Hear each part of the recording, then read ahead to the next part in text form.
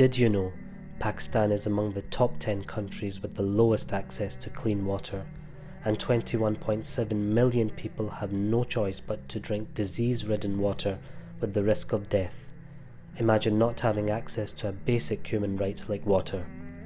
More than 100,000 people, half of them being children, die every single year due to waterborne diseases. A lack of safe drinking water is the main cause of deaths in Pakistan, something we take for granted so easily. Farooq Education and Community Centre, in partnership with Help Foundation, are building water hand pumps to bring relief to some of the poorest areas of Pakistan. Donate just £200 for a potentially life-saving water hand pump this Ramadan.